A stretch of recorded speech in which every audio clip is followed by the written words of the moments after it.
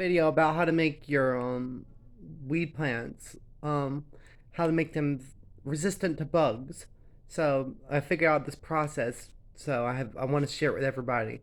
So what you do is you find there's redwood trees or like a cedar or dogwood. That's a cedar wood, and basically you'll notice these trees. They'll always be standing, even when they're completely dead. They'll be standing in the woods, not rotting away because they have this chemical in them that keeps bugs from eating it. Bugs won't eat the chemical.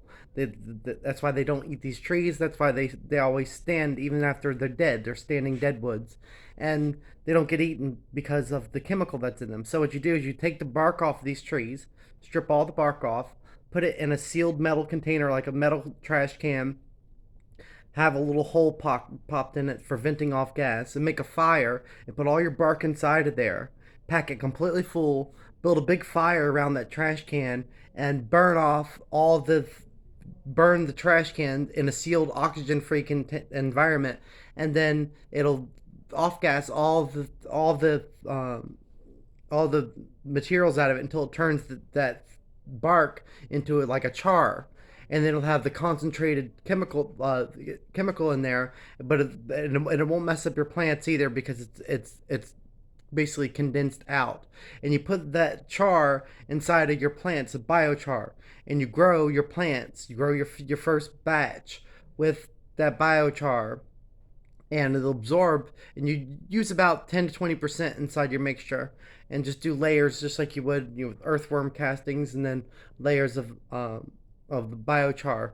And by the next time, if you have hermaphroditic seeds and they automatically germinate and give you seeds, which you should basically have, the next batch, not the first batch you do it, the first batch you'll have bugs, you have to deal with bugs, but the next batch, when you have seeds from that and you sprout those seeds, then it'll have built-in anti-bug abilities basically built into the crop, and then you don't put biochar into that for that grow, and then that is your main grow, and then you can repeat the whole cycle over again, and then basically you're able to have uh, a strain that's highly resistant to anything,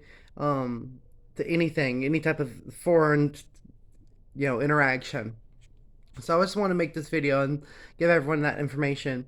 I have lots of other techniques. If you want to know about anything, if you have any questions, hit me up in the comment section, because it's really great that states are changing and we're able to do this now completely legally, and it's really awesome. So anyways, I hope you all enjoyed this video, and I hope you have a glorious, magnificent, wonderful, beautiful, awesome, amazing, incredible existence, and I'll see you all in the next video, hopefully. And if not, well then screw you, and you suck. So anyways, love you all, bye.